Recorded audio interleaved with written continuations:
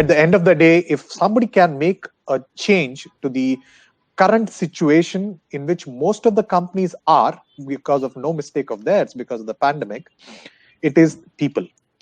And we firmly believe it's not only sales, though sales has more control over revenue generation. It is the entire company which is responsible. So what we did, this was even before pandemic, we have a program called Sales Enablement Program. We call it as SEP. And that is the reason I was deputed to Germany to being responsible for the skilling aspect for our sales force. And as a part of our sales enablement program, we also spoke about some of the aspects which the research talks about. For example, we call these topics as death topics, which a salesperson, we try not to speak in the very beginning, like price, specifications. These, according to us, are death topics. Then what do we talk about? We talk about value. How can we add value to a customer is what we are trying to focus on.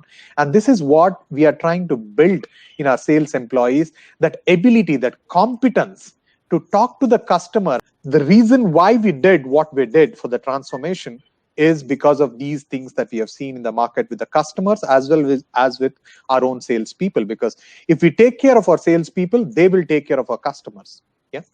So what we did is, apart from giving them the training, we also have recently started investing. And I stress the word investing because, yes, it's a chicken and egg story. Whether we should wait till the revenues come back to normal, or should we train our employees? And we realize it is best that we invest in our people further, because our average age of our salesperson is somewhere in, especially since I'm looking at 40 countries, especially in Europe, we have our sales force who are already in their 50s. So for them, calling was a big challenge. Yes, some of us, maybe in the audience, there are some salespeople who will agree with me that it is not the same as meeting face to face.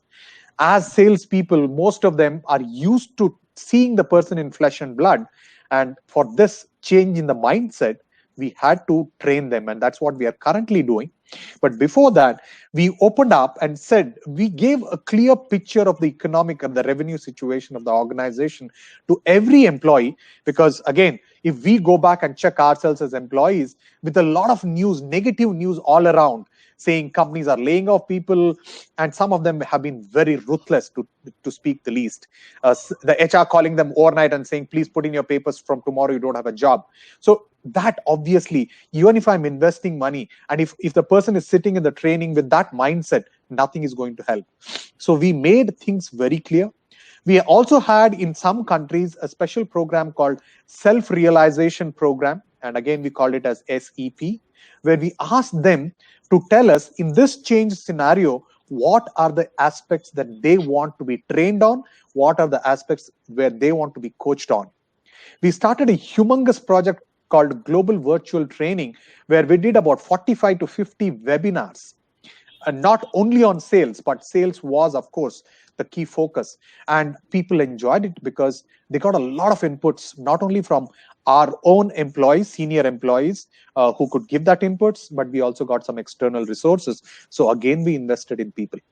So in this self-actualization or self-realization program, when people came back to us and told these are the areas they want to be helped in, we invested, and we are still investing. Just today morning, I'm currently in the midst of, we are doing a training program, 8 modules of 90 minutes each, where I have all the employees, many employees of India, Korea, China, and Singapore.